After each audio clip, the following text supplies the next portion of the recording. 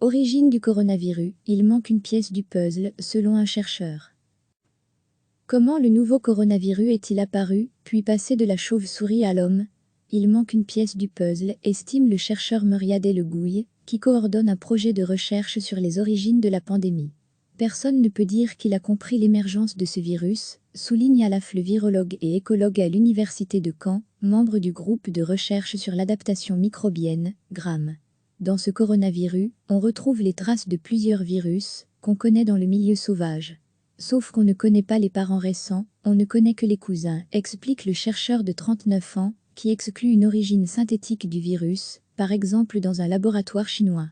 Avec l'analyse génétique, les scientifiques ont pu rapprocher le SARS-CoV-2 d'un virus prélevé en 2013 sur une chauve-souris du Yunnan, similaire à 96% en moyenne.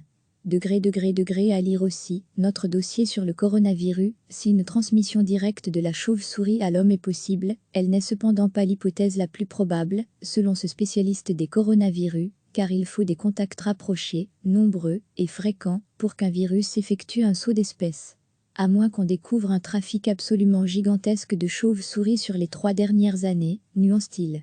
La deuxième option serait l'élevage d'un autre animal sauvage, qui aurait servi d'hôte intermédiaire entre la chauve-souris et l'homme, explique Monsieur Le Gouille. Il manque une pièce du puzzle, qui n'est peut-être pas le pangolin, fréquemment cité, mais la civette, avance-t-il. Ce petit mammifère, le chercheur breton l'avait déjà rencontré dans le cadre de l'émergence d'une autre épidémie due à un coronavirus, le SRAS de 2002, ou SARS-CoV, sujet de sa thèse soutenue au Muséum national d'histoire naturelle 6 ans plus tard. La civette, c'est un peu notre chevreuil, un plat consommé dans les grandes occasions, décrit-il. C'est un carnivore proche du chien et du chat, qui fréquente les grottes, boulotte une chauve-souris de temps en temps. L'élevage de civettes avait été multiplié par 50 dans les 5 ans précédant l'émergence du SRAS. La civette capturée dans le milieu sauvage a été ramenée dans des fermes à civettes, ce qui a favorisé la naissance d'un variant de coronavirus, présent uniquement dans les civettes élevées par l'homme, ajoute le chercheur. Des civettes figuraient parmi les dizaines d'espèces mises en vente par l'un des marchands de Wuhan, ville où l'épidémie est apparue pour la première fois, selon une liste de prix qui a circulé sur Internet en Chine. Mieux comprendre ce qui s'est produit aujourd'hui, les scientifiques chinois publient 10 articles par jour et rien sur des élevages dans la région. C'est juste très étonnant pour quelqu'un qui est sensibilisé à l'émergence des coronavirus, estime Muriade Le Gouille. Je donnerais n'importe quoi pour aller échantillonner en Chine tous les types d'élevages qui étaient en cours dans la région, il y a 3 ou 4 mois. Le projet de recherche Discover, financé par l'Agence nationale de recherche, vise justement à remonter la piste du SARS-CoV-2 en étudiant la prévalence, la diversité et l'évolution dans le temps des coronavirus chez différentes espèces dans le nord du Laos et de la Thaïlande. L'objectif n'est pas forcément de trouver la pièce manquante, qui a peut-être disparu depuis. Mais on aura des indices et un faisceau d'arguments pour mieux comprendre ce qui s'est produit, explique le chercheur. On aura au moins une très bonne vision de ce qui s'est passé autour et juste avant. Il s'agit aussi de cibler les pratiques à risque pour l'émergence des virus, tels que l'élevage de civettes. Il y a évidemment un lien entre le débordement de l'humain sur la vie sauvage, la manière dont on interagit avec la nature, et l'émergence des pathogènes, dit-il. On voit clairement les liens entre la santé des écosystèmes et la santé humaine. Recevez chaque matin l'essentiel de l'actualité. Comment le nouveau coronavirus est-il apparu, puis passé de la chauve-souris à l'homme? Il manque une pièce du puzzle, estime le chercheur Muriade Le Gouille, qui coordonne un projet de recherche sur les origines de la pandémie. Personne ne peut dire qu'il a compris l'émergence de ce virus, souligne Alaf le virologue et écologue à l'université de Caen, membre du groupe de recherche sur l'adaptation microbienne, GRAM. Dans ce coronavirus, on retrouve les traces de plusieurs virus qu'on connaît dans le milieu sauvage. Sauf qu'on ne connaît pas les parents récents, on ne connaît que les cousins, explique le chercheur de 39 ans, qui exclut une origine synthétique du virus, par exemple dans un laboratoire chinois.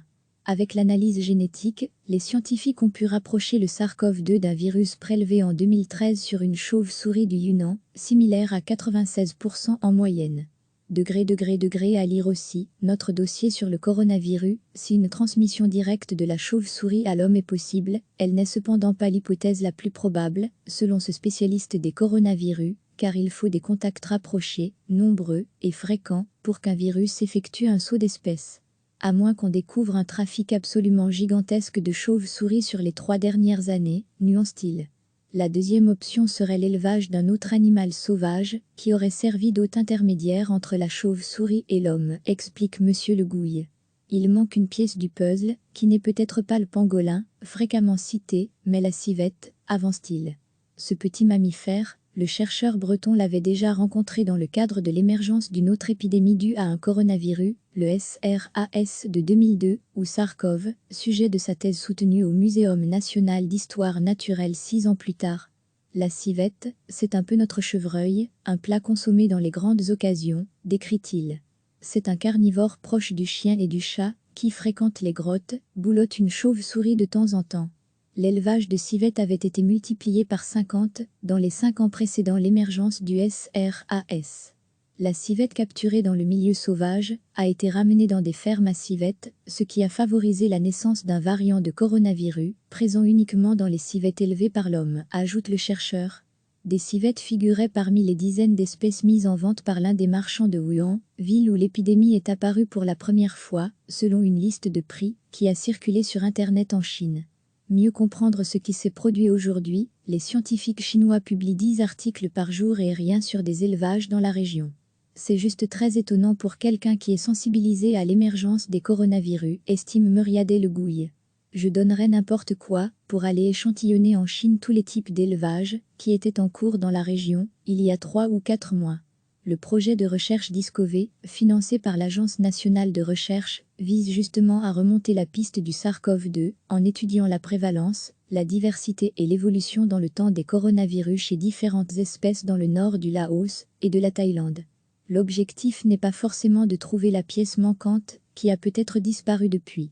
Mais on aura des indices et un faisceau d'arguments pour mieux comprendre ce qui s'est produit, explique le chercheur. On aura au moins une très bonne vision de ce qui s'est passé autour et juste avant. Il s'agit aussi de cibler les pratiques à risque pour l'émergence des virus, tels que l'élevage de civettes. Il y a évidemment un lien entre le débordement de l'humain sur la vie sauvage, la manière dont on interagit avec la nature, et l'émergence des pathogènes, dit-il. On voit clairement les liens entre la santé des écosystèmes et la santé humaine. Cliquez sur s'abonner pour recevoir les dernières nouvelles.